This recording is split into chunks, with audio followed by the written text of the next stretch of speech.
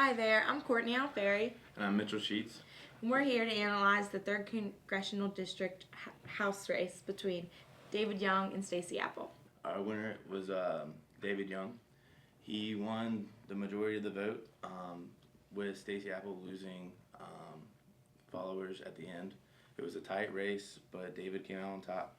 Chuck Grassley actually also added a lot of credibility to David Young's campaign and added to his experience, and voters could see that.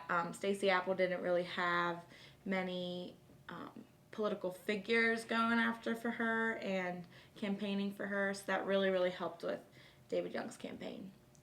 David Young's campaign ads also had more of a tone of actually being a congressman and working for Iowans in Washington, while Stacey Apple kind of just relied on the fact that she was a mom of 6 kids and was a financial consultant and just kept kind of saying those things over and over, and it wasn't really registering with voters that she was going to be a congresswoman for them and be their voice as much as David Young did.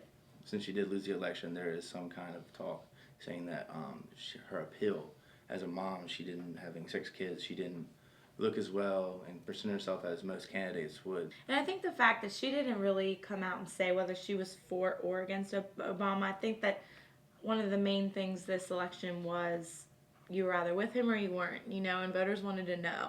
And she was kind of in a gray area, and voters really wanted a black and white with that this year, I think. So, and David Young was openly against Obama and hit home with a lot of the things people don't like about Obama right now in office. So he took the lead for reasons, I think. It was 52-42, so. I feel like the voters, they wanted to see action, and Young was presented more active and more promisable, whereas Stacey Apple kind of seemed safe. She viewed Obama as like a good teammate, but not her favorite. Mm-hmm. Whereas Young wanted to actually make a change. Yeah.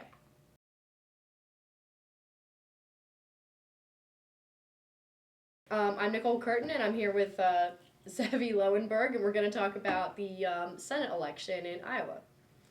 So previously, what your prediction was that Joni Ernst was going to win. Yeah, we said that Joni Ernst was going to win, and with her would take the Senate, and come January, she and her Republican colleagues will be in the majority in the U.S. Senate.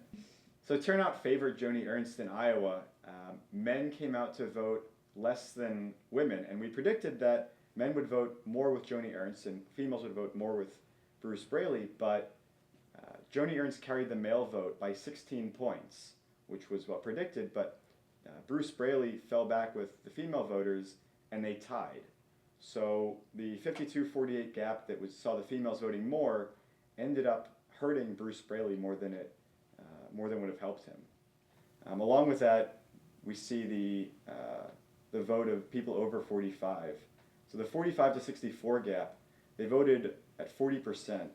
That was 40% of the electorate, or it wasn't the electorate. That was 40% of the people voting, and they voted a 10-point advantage for Joni Ernst. So right then and there, she had the race won. Right. So what issues was she really pushing in the last month before the election that helped her with this turnout? So she was pushing security, as everyone was, and she looked a lot better with the farmers, which is the number one issue in Iowa. And she made the castrating the hogs comment and made her look personable, made her look like she knew what she was doing working on the farm, and the voters loved it. Mm-hmm. Was there anything that Bruce Braley did that kind of might have hurt him in getting as many voters as he needed to win this election?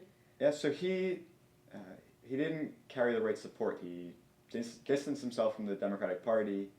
He didn't have Senator Tom Harkin's backing, and Senator Harkin was a 30-year senator, very liberal from the state of Iowa, and just didn't have his financial backing. We see a purple state and starting to go red. We'll see what happens in 2 years if they vote for the Democratic nominee or the Republican nominee for president.